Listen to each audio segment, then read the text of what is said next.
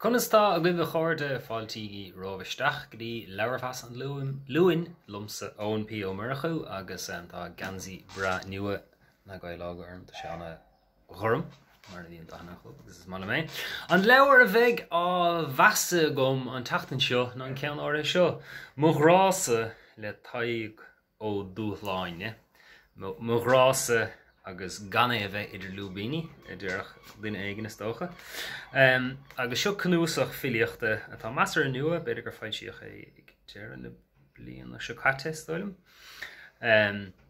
Agus caiimar an nach raibh mór an léit gom le taigh ó dúthláin a ribhe seo seans go raibh curcháin leis léite gom sna hirisí litirthe ach seachas sin níorbh sin dólas go méir agus tá an leabhar féin anas nasta go deo is leabhar cóir a churmach tá an clúdach go háling den Alíonn go deas. Tá an sais legan amachchaní as, tá an teachs an a glan, tá Alíonn istigh ag an man seo Carol Cronin agus sílim go gurn siad sin leis na PC. Cin Alíonn tá sos idir rointaine cnúsaigh éagsúla. A cad atá geiste seo, is cin Alíonn best of nó raibh na rianta nó raibh na náanta ó lán cnúsach leis an dúthláineach. Agus beidir go bhfuil an dagan siad an na cnúsaigh chéanna. Tá sé tamlíonn ó léas seo, so caiimid cin Alíonn chur gcuoine dom cad tá tóirliúán. Ach má chéile, má chailech, má choulúdarsa, sríad na clóraí, máitimh agus dáanta nua.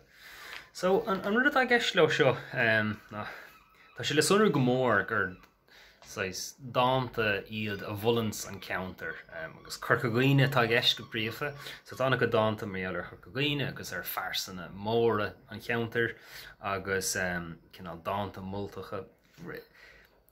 Bhreafag bhfuil cuidas in dáanta mar a bheith dáanta fila pobail, agus ní dearna mé sin le tarcaisne, ach le cin Alíonn an bhreistant nó an ton nó an curchuige tás na dáanta sin é bhreafag a gceist le sin.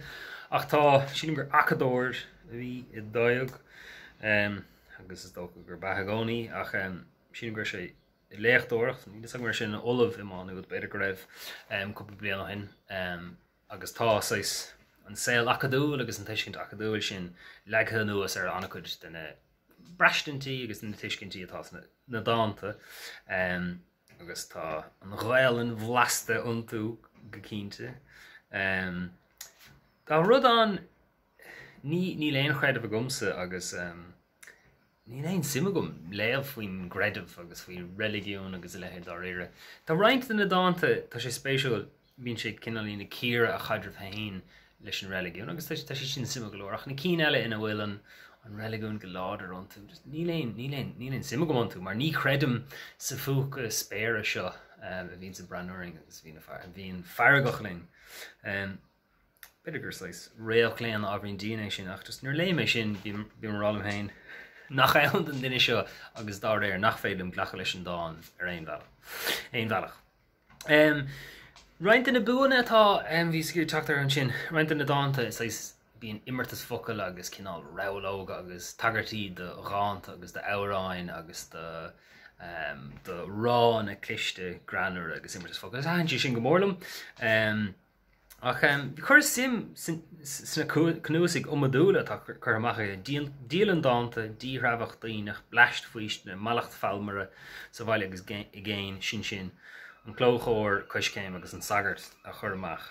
Tá annachcuid an tá cuinte an freisin i gcuine ar ghuine éagsúla seo na riordáin agus éilecha a bmháthar nó éilecha a máthair agus a gcuine a bmháthar agus bhí mar sin. So tá na téilmaí na dáanta sna téimí sin cin Alíonn rangathe náit na bhí le mo chéile a háileach mo chóirlúdar sa máisih dáanta nua.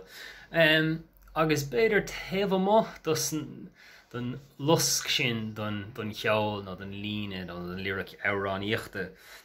Is dóilinn bhfuil an íocht measartha cumádach ó thaobh fuirime agus ó thaobh ábhar freisin is dócha. Uaireanta bíon an ar an beagán sprío nó le héad. Ach ní dáling go léonrad be go sena íonach níor bhrethascur éonrad ro réamh lóideach nó éonrad nach léfa in náanta eile. Tá chud is na dáanta spríú agus tainebhah chud eile tá siad cinelín tram chúiseach nó tá ábhar tram chúiseach á phléon tú. Ach aber rinne mé léirhas ar gáchnúsach eile filiochta le déine agus ionach bheith beo agus spásas agus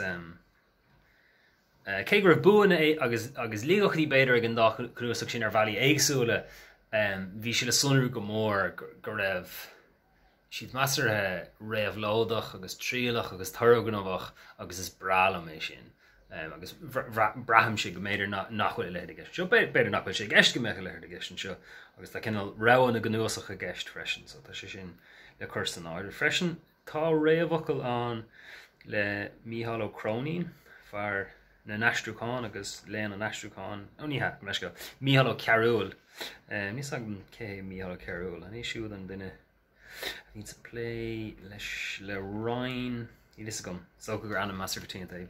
Far den anim céan a bhín sa play le cuasaí gaig is a Ryan Delígus Kirsten ní agam an éon céan é a chur cúpla leabhar amach faoi cuasaí bunreachta beidir den eile ar fadatá.